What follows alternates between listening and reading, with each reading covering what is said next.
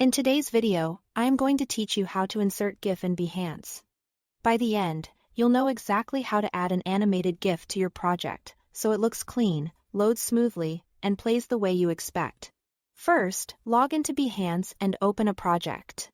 You can start a new one if you are building from scratch or open an existing project if you want to add a GIF to a layout you already have. Once you are inside the project editor, you'll be working in the content area where you add images, text, and other media. Next, upload your GIF. In the content editor, click the image icon to choose a file from your computer. If it's easier, you can also drag and drop the GIF directly into the editor. Give the upload a moment to process.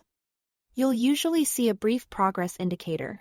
Make sure the file you select is actually a .gif and not a video file saved in another format. For best results, keep the file size reasonable so it loads quickly when people view your project.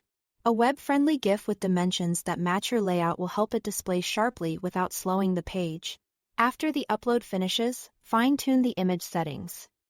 Click the pencil icon to open the editing options.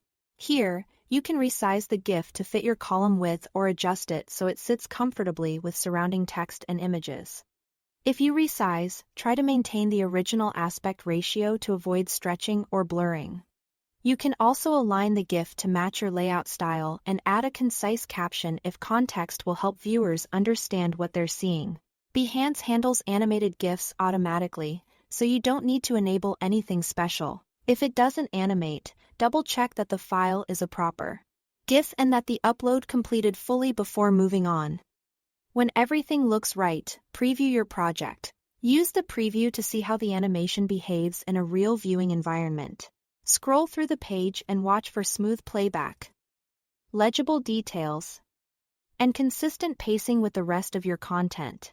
If the GIF appears choppy or oversized, go back to the editor and adjust the display size or replace it with a lighter version.